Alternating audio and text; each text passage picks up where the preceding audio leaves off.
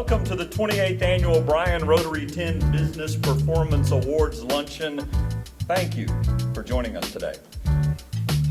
Dr. Jones is the recipient of Excellence in Teaching Awards on the university, national, and international levels, having taught strategic selling, advanced professional selling, key account selling, sales leadership, and marketing strategy at the undergraduate and MBA levels, and for executive education programs.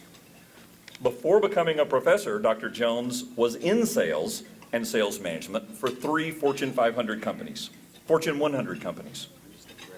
He's on the boards of Invesco Funds, Insperity, and on the regional board of the First Financial Bank in Bryan College Station. And he was just recently listed as most influential Black corporate executive by Savoy magazine. Ladies and gentlemen, when I grow up someday, I hope my voice sounds as great as the embodiment of the Rotary four-way test, Dr. Eli Jones.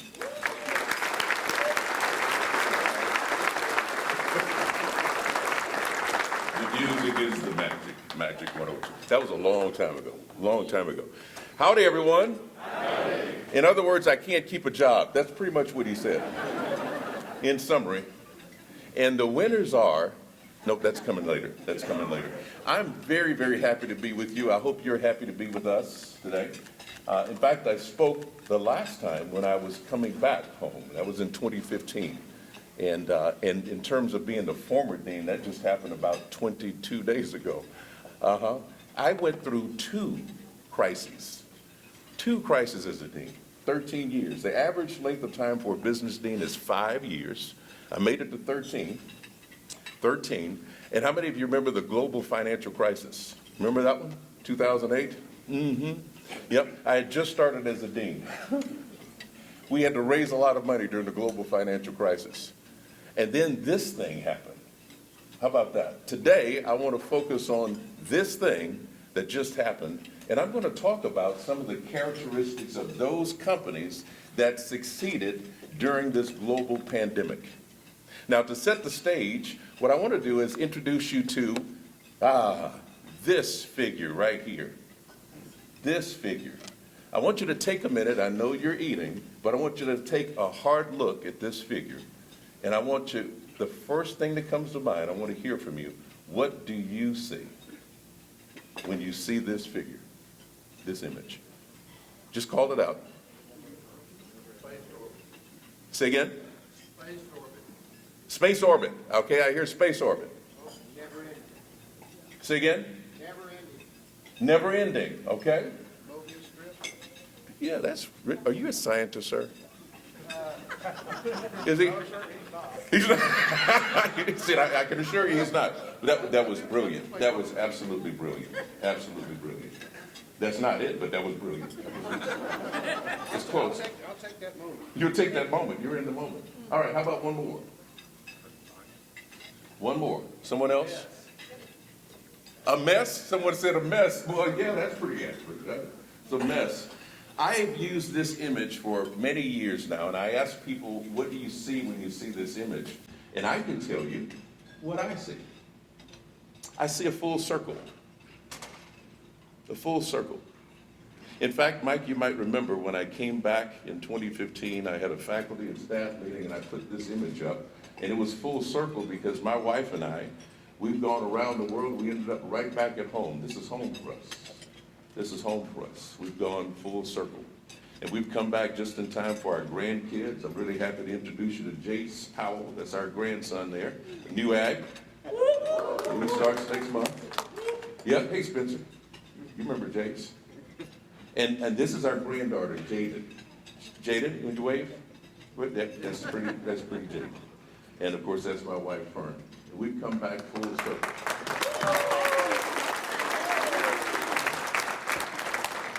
I also use it to describe how I started my new book, Run Toward Your Goliaths.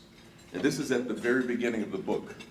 And I talk about it being really our life's journey. You see, when I ask people to describe a circle, typically people will describe a perfect circle, right? A perfect circle.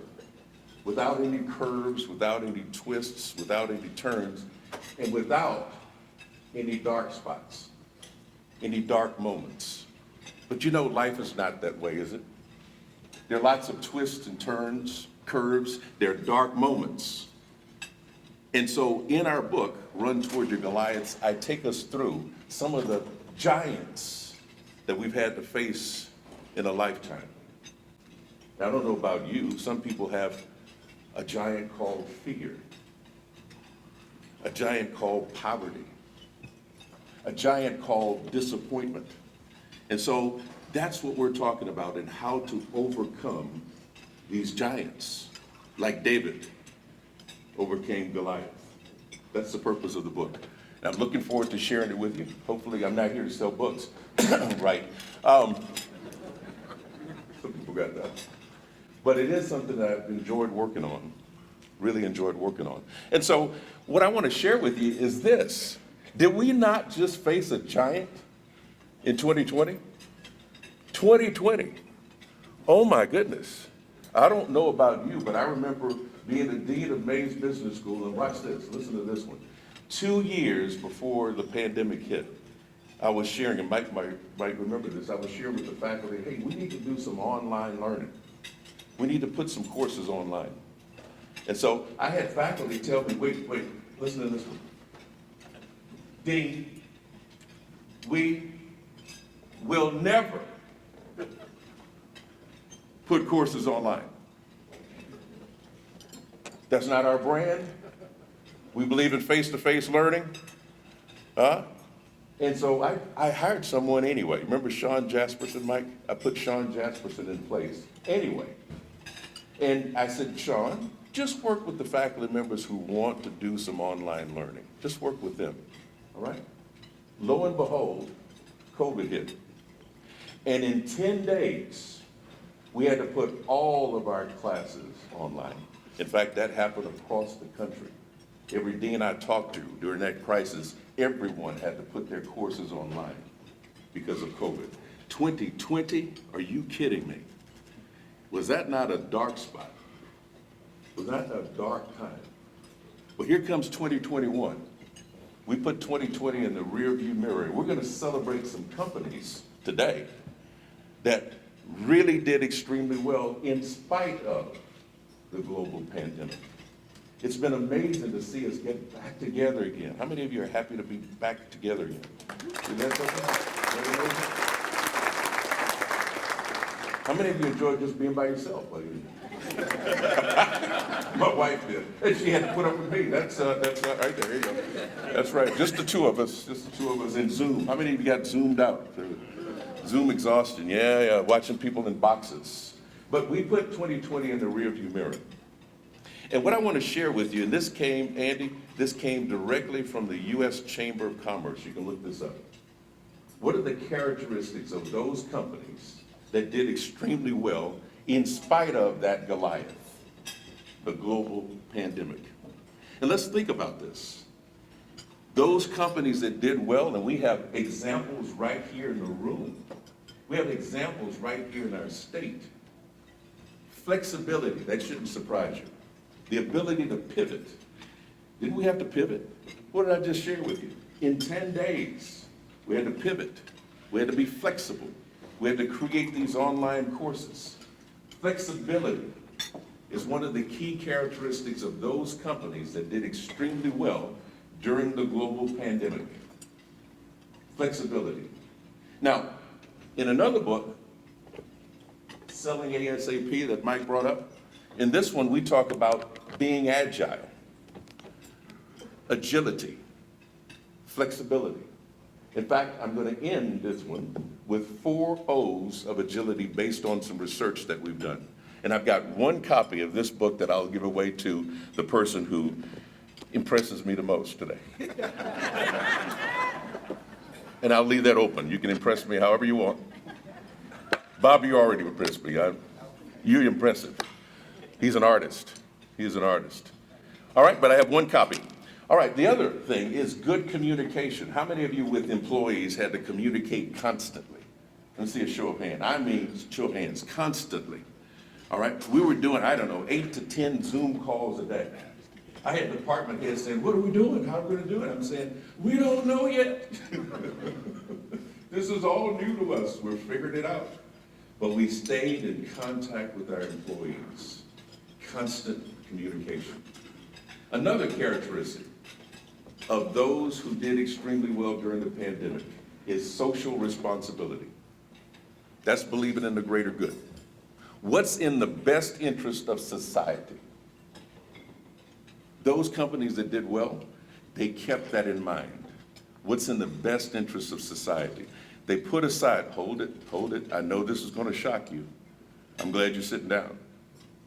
They held aside the profitability, the market share, the revenues, the sales, and they started thinking about the greater good. What's in the best interest of society at this time?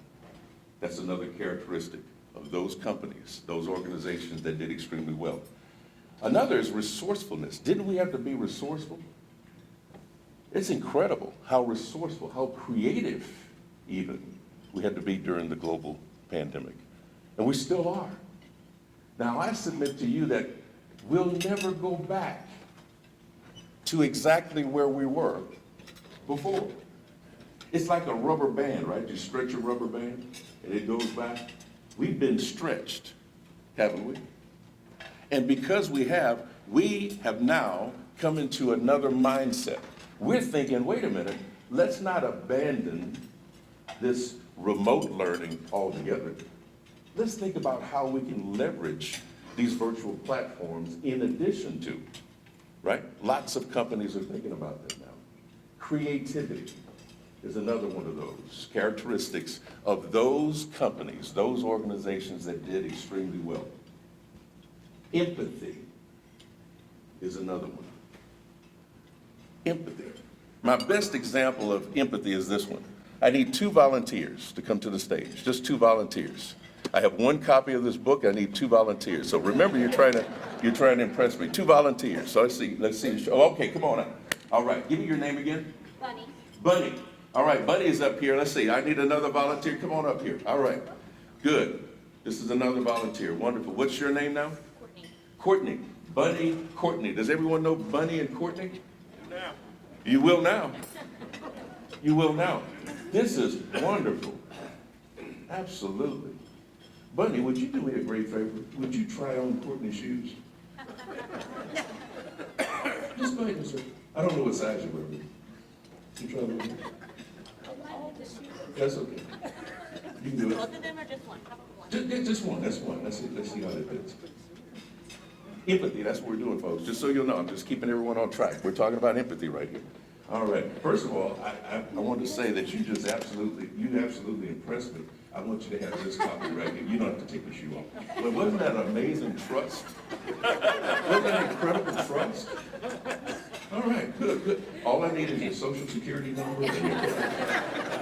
Let's give them a big hand for even doing this. Thank you so much for even doing this. You will never forget this example of empathy, I guarantee you. You'll never forget this. Thank you so much, Bunny and Courtney. It's walking in the other person's shoes.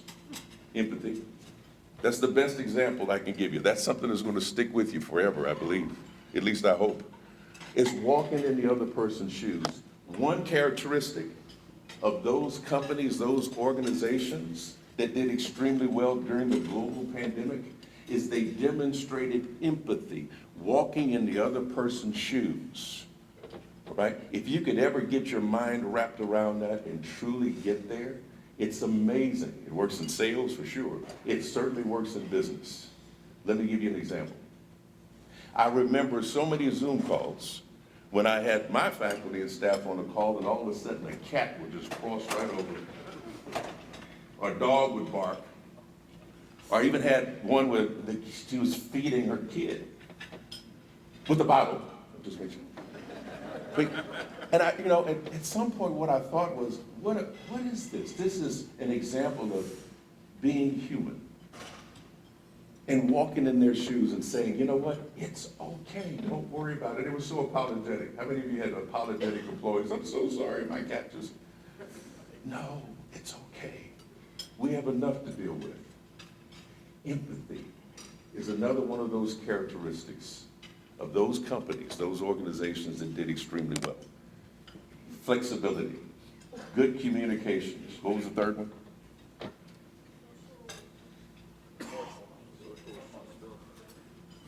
Okay, and what was the fourth one? I'm a professor, go figure. I get pop tests. Gee whiz. There they are right there. Resourcefulness, creativity, and empathy. All right, I'm going to close because they're starting to make motions here. Mike? By the way, I promoted Mike and then got out of there, so I don't know how you're going to do it. I saw you coming. The last thing that I'll share with you are the 4 O's of agility selling. That's in that book there. The 4 O's, and it relates, all 4 of these relate to what I'm saying to you about going forward, right? As we just looked at those characteristics of the most successful companies, organizations succeeding during the pandemic. Those 4 O's are observe, constantly observe. Observe your competition. In fact, a lot of folks are focused on competitive intelligence right now, and you have data now that can help you with competitive intelligence. Observe, orient. You're going to have to make these kinds of decisions. Opt. You're going to have to decide how you're going to move your organization, right? One great example of this is, how many of you saw that these companies started all of a sudden making, hey, Joan, wow, good to see you. Started making masks, right? They just pivoted. Observe, orient, opt, decide, and orchestrate. You've got to be able to orchestrate a lot of different moving parts. We have, at this moment, we have a supply chain problem. That's partly why we're paying so much. That's partly why we're paying so much for goods and services right now. It's a supply chain problem. Coming out of this, we're going to have to use these 4 O's to succeed. And I'll submit to you, and I happen to know the industries that are about to receive the award. I won't tell you the companies, but I know the industries. And I bet as you think about these companies, the top 10 that we're about to award, you're going to think about these 4 O's, and you're going to think about those characteristics of the successful companies during the pandemic. I want to congratulate our winners today. Let's give them a big hand. Thank you for your attention. And who's next? All right, Mike, come on back. Thank you. I'll leave you with this one. What's around the corner? Who knows? Remember the 4 O's. What's around the corner? Thank you, Mike.